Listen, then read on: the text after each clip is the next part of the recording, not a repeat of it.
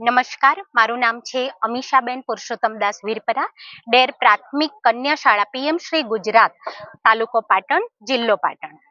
મારા ઇનોવેશનનું નામ છે ગણિત વિજ્ઞાનની મજા. ઇનોવેશનની રજૂઆત કરતા પહેલા થોડીક ગીતની પંક્તિઓ રજૂ કરું છું. ગણિતના સૂત્રો હવે ગીતોમાં ગવાય છે, વિજ્ઞાનના ખ્યાલો હવે નાટકે ભજવાય છે. ડર હતો તે ડર હવે ભાગ્યો, ગણિત વિજ્ઞાન વિષયમાં રસ અમને જાગ્યો. ગણિત વિજ્ઞાન વિષયમાં રસ અમને જાગ્યો.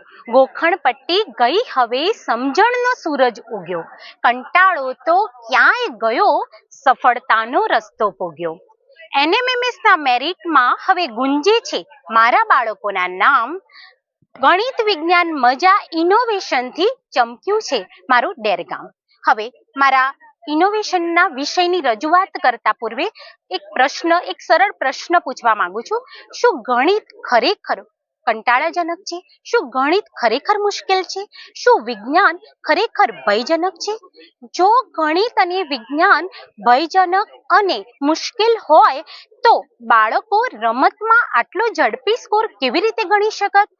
અને આ જ બાળકો મોબાઈલ અને ટેબ્લેટ તો ફટાફટ ઓપરેટ કરી શકે છે, રમકડાની તોડફોડ કરે છે અને એને જોડી પણ દે છે, વિજ્ઞાનના પ્રયોગો કરવામાં તો ખૂબ ઉત્સાહથી ભાગ લે છે. એટલે સમસ્યા વિષયમાં નથી, સમસ્યા આપણી શિક્ષણ પદ્ધતિમાં છે. અને આ સમસ્યાનો સામનો મારે પણ કરવો પડ્યો. જ્યારે હું ગણિત વિજ્ઞાનનો તાસ લેવા માટે વર્ગખંડમાં પ્રવેશ કરતી ને, ત્યારે ખૂબ આઘાતજનક મને દ્રશ્ય દેખાતું. બધા જ બાળકો જાણે નીરસ બેઠેલા હોય, જાણે એમને ભણવાનો કોઈ ઉત્સાહ જ ન હોય. એમને એવું લાગતું કે આ વિષય તો ખૂબ અઘરો છે, આપણને તો આવડવાનો જ નથી. અને જે પ્રિય અને ધીમા શીખનાર બાળકો છે ને, એમને તો એવું જ લાગતું કે આ વિષય તો આપણા માટે બન્યા જ નથી.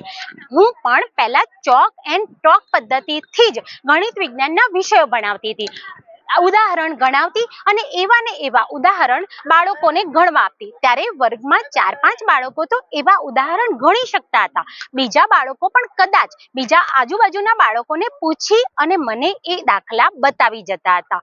એટલે મને એમ થતું કે મારો વિષય તો બાળકોને સારી રીતે સમજાય છે.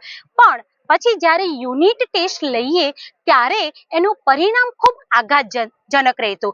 માત્ર 2 કે 3 બાળકોનો થોડોક સ્કોર આવતો અને બીજા બધા બાળકોનો સ્કોર તો જાણે શૂન્ય જ હોય.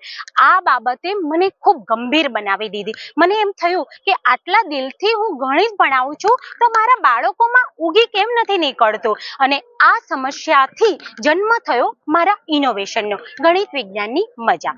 આ ઇનોવેશન ગણિત વિજ્ઞાનની મજા ઇનોવેશન માટે મેં એક નવી રીત અપનાવી. મને એમ થયું કે મારા બાળકોને ગાવું બહુ ગમે છે, મારા બાળકોને પ્રવૃત્તિઓ બહુ કરવી ગમે છે, મારા બાળકોને નાટકોમાં ભાગ લેવો બહુ ગમે છે. તો ચાલો મારા ગણિત વિજ્ઞાન વિષયને પણ હું નાટક, ગીતો અને જોડકણામાં જોડી દઉં, પ્રવૃત્તિઓમાં જોડી દઉં, તો એમને પણ મજા આવશે.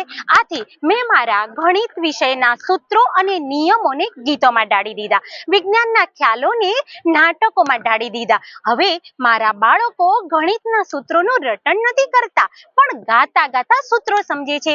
વિજ્ઞાનના નાટકોમાં એ પોતે કલાકારો બને છે, ફક્ત એ પ્રેક્ષક નથી, એ જોનાર નથી. અને ત્રીજી બાબત એ છે કે એના માટે ગણિતના અઘરા મુદ્દા છે, એના માટે અમે ઘણા બધા અસરકારક મોડેલોનું નિર્માણ કર્યું. આ અસરકારક મોડેલોમાં ફક્ત હું માર્ગદર્શક બની છું. આ બધા જ મોડેલો બાળકો દ્વારા નિર્મિત બન્યા છે અને આ મોડેલો બાળકો જાતે બનાવે છે, ફક્ત હું માર્ગદર્શન આપું છું.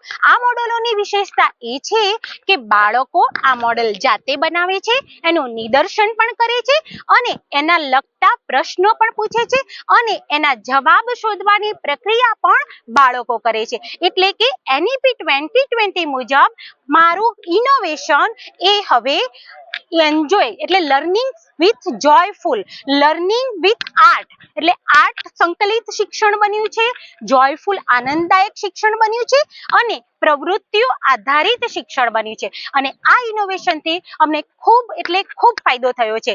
મારા બાળકો જે એનએમએમએસની એક્ઝામમાં બિલકુલ પાસ થતા હતા પણ મેરિટમાં નહોતા આવતા, આજે અમે અમારા ડેર ગામે NMMS અને જ્ઞાન સાધનાની પરીક્ષામાં ડંકો વગાડી દીધો છે.